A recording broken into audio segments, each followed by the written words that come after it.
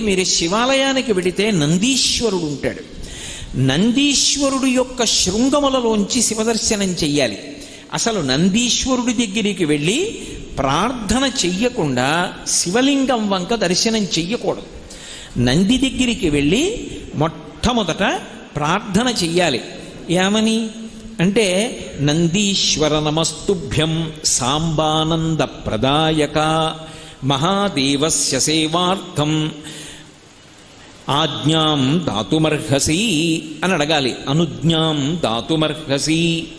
నందీశ్వర నమస్తుభ్యం. నమస్తుభ్యం అంటే రెండు చేతులు కైమోడ్చి ఇలా శిరసు ఉంచి నమస్కరించాలి.